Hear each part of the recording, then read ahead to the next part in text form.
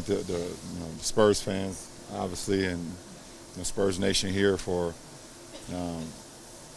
being a part of, obviously, of this moment for me, and just a special moment. It's just I just started thinking about everything that.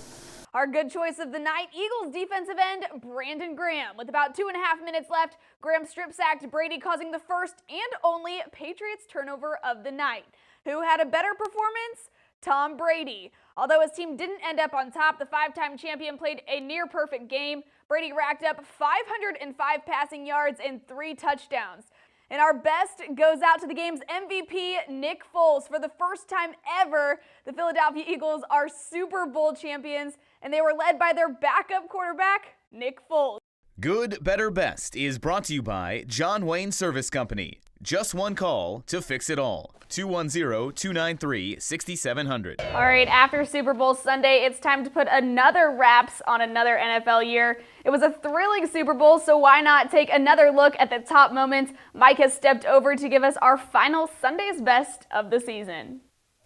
Yeah, it's true. The NFL season has come to an end. But hey, don't cry because it's over. Smile because it happened. We're getting spoiled, right, by all these great Super Bowls. Remember the 90s? Remember how boring and bad those games used to be? So with a lot of drama, plenty of scoring, and down-to-the-wire action, get ready. Sunday's Best going out in style with the best plays from Super Bowl 52. We start at the end. Now, nothing too remarkable about this play. Brady did his best Eli Manning escapism act. When it's just a Hail Mary, you just have to do one thing on defense. Knock it down. The Eagles, well, somewhat did that. More impressive, probably, was the 7 defenders on Gronk strategy. Now on to the, for some reason, much debated game-winning touchdown for the Eagles. Zach Ertz gets great position inside. Foles gets it through a defender, and a nice leap and an extension from the 3-yard line to break the plane. Clearly a touchdown. No idea why there was such debate about that one. Hey, now how good is it to be LeGarrette Blount right now? Win a Super Bowl with the Patriots last year, drop some big runs on them, and win another Super Bowl this year with the Eagles. Well, Tom Brady threw for over 500 yards. How many could it have been if they would have done the whole throw to Gronk strategy in the first half? No stopping a play like that. Decent dance moves there, too, from Gronk. So the Eagles won the Super Bowl with their 3rd down conversion rate, and Corey Clement makes a terrific snag out of the backfield over 2 defenders on this play. Now, with all the passing, though, let's not forget the punishing touchdown run of James White. Just mauling defenders. Good luck with that, Corey Graham and Jalen Mills. How about the Wisconsin running backs in this one? And our final 3 plays, unsurprisingly, all about the Eagles. Alshon Jeffrey up and over the top. That is some leaping ability, and Foles set the tone early by airing it out for his big target. Now, in a game dominated by offense, the only sack allowed and the only turnover by the Patriots, of course, proves to be the difference. Brandon Graham with a play that probably launched 1,000 memes. Brady sacked, he's just throwing air, and the Eagles, well, they're world champions. But our Sunday's Best is the iconic play from this game, and just wait, because we have 2 versions of it. Now, it's a commonly accepted practice in football that plays are borrowed and modified. So here, watch it again. The Nick Foles touchdown reception that enshrined he and Doug Peterson in Eagles lore. Okay, you remember what that one looked like, right? How about this one? 2015 Westlake High School, the alma mater of one Nick Foles, and current Texas quarterback Sam Ehlinger, well, the recipient of an identical touchdown pass. Crazy, huh?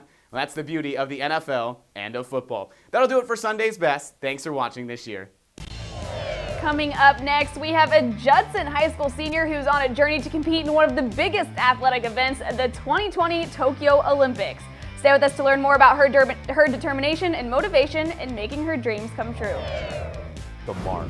Now, back to Super Bowl conversation. Even if you're not the biggest fan of social media, guilty. Social media is pretty good, pretty darn good sometimes, Yeah, Brooke. a lot of stuff related to the Super Bowl was so good this year. We've got a special early edition of our Memes of the Week, and we got our meme machine coming up. Roll the meme machine.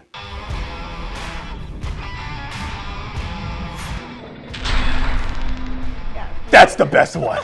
Manu getting on the field in the game. Strip sack, Manu Ginobili.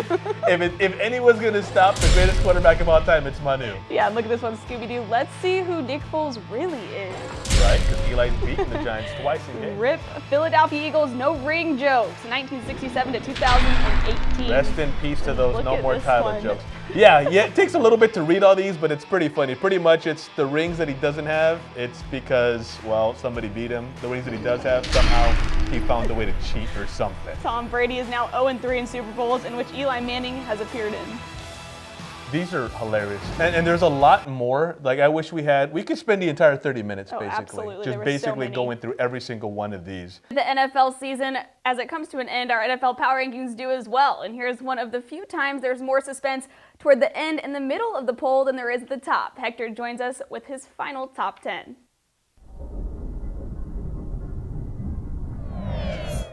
So 8 of the teams have been done for a while, but that's the nature of a final poll, right? Only 2 teams play for the title. So jog that memory because we're going back to Wild Card Weekend for numbers 10 and 9 in our IHOP Power Rankings. The Rams are 10, the Panthers are 9. Carolina's higher because they were closer in their loss to the Saints than the Rams were to their loss to the Falcons. Both went 11-5 in the regular season. The Titans are 8, beat the Chiefs to start the postseason before losing to the Patriots. Pittsburgh is 7, New Orleans is 6. Both lost in the divisional round, but the Saints were this close to knocking off the Vikings before, well, the play of the year. Atlanta's 5, the Falcons came within a Julio Jones drop of knocking off the eventual champs. Minnesota's 4 due to the worst showing of the final 4 teams in the conference title game. Still a great season, though, for David Morgan, the former UTSA Roadrunner, and his Vikings. Number 3 goes to the Jags, who had a double-digit second-half lead on the Pats in the AFC title game. Little suspense as to who the top 2 are. The Eagles are second. Just kidding. You know how this ends. But in all seriousness, lost in the upset of the Patriots, and how good a game Super Bowl 52 was is just how impressive the Eagles' entire run was, losing Jason Peters, former Longhorn Jordan Hicks, and Darren Sproles, in addition to likely MVP winner Carson Wentz, along the way to the first Lombardi Trophy in franchise history. Tonight's NFL Power Rankings are brought to you by IHOP. Eat up every moment. Hey, we're going to head back out to Steele High School for more on their win, their upcoming matchup Friday night against Wagner. Plus, also time to look back at the best from the final action of the 2017-2018 NFL season. All that and more. You're watching Sports Tonight, San Antonio's only nightly 30-minute sportscast with exclusive sports coverage you won't find anywhere else. Last weekend, the Jacksonville Jaguars paid a little visit to the New England Patriots. And during the game, there are 2 plays that stood out and are now tonight's Homevestors' ugliest plays. Nearing halftime, Tom Brady throws one long to Rob Gronkowski, and it's former Cowboy Barry Church with a massive hit to the helmet. Gronkowski was taken out, and it was announced at the start of the 4th that he would not return. Jaguars were flagged for 15 yards for unnecessary roughness. In the 4th, Brady fakes the pass. Danny Amendola completes, then on to Dion Lewis. He runs along the sideline, but surprise, surprise, Miles Jack tackles from behind, and what do we have here? Some say it was the play of the year on offense. Tonight's ugliest plays are brought to you by Homevestors. We buy ugly houses. Now, losing but covering the spread is not what the Eagles are aiming for. So let's go through our Gun Automotive Group keys to victory for Philly in Super Bowl 52. May the Schwartz be with you. Anytime you can work in a Spaceballs reference into the show, it's a great night. Philadelphia defensive coordinator Jim Schwartz got his start under Bill Belichick with the Browns in the mid-90s. He knows Bill, and he's got to use everything he learned under one of the greatest of all time to beat him. Key 2, yes, you're the Eagles, and yes, your rallying cry and your rallying song is centered on Fly, Eagles, Fly, but it's got to be all about the ground game. Between former Patriot LeGarrette Blount and Jay Ajayi, the Philadelphia offense has to set the pace, control the clock, and keep Tom Brady off the field. Speaking of, key 3 is not only getting to Tom, but getting to him with pressure up the middle, like the Giants famously did when they beat the Patriots in those 2 Super Bowls. Brady may be the best quarterback to ever play, but he is not unbeatable in the big game. Keys to Victory is brought to you by Gun Auto Group, home of the one simple price. Let's talk golf. Now, it's not something we've talked a lot about on this show. There are some big events coming up soon on the PGA calendar. So we head out to the course for the subject of tonight's Who's Rolling. Who's Rolling is brought to you by Rolling Rentals and more. The Pebble Beach Pro-Am, always one of the better events on the tour schedule. How could it not be? You have one of the most scenic courses in the country to go along with the best pros and a handful of celebrities. And one of those celebrity amateurs this year former Cowboys quarterback and current CBS football analyst Tony Romo.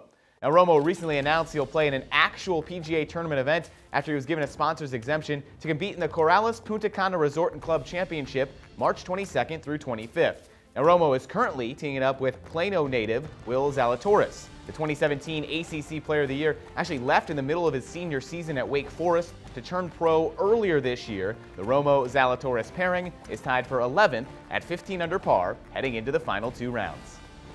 Who's Rolling is brought to you by Rolling Rentals and More. Wheels, tires, appliances, and electronics. Well, we saw something else tonight in San Antonio. A great moment from maybe the greatest game in Alamo Bowl history, the 2011 matchup when Baylor and Washington set the record for the most touchdowns, 17, and points, 123 for a regulation postseason FBS game. Robert Griffin III had just won the Heisman, put on a show that night, 24-yard touchdown run there. In a game, Baylor would eventually win 67-56 in front of a sellout crowd of 62,256. Now, regarding this year's Valero Alamo Bowl, Stanford is set to arrive in town on Friday. For tickets to watch the 13th ranked Cardinal and number 15 TCU, go to alamobowl.com/tickets. Welcome back to Sports Tonight, and look who joins us in studio. The one, the only, the Iceman. All right. The roots of the Spurs' success, right? I like that. You're the roots. I'm the roots. David is the trunk. Yes. Tim is the leaves and the branches. Hey, right? And the flowers. And the flowers of the Spurs' success. Ice, it's great to see you again, man. Thank you. How's everything going? Everything's good. Yeah. Good, man. I'm having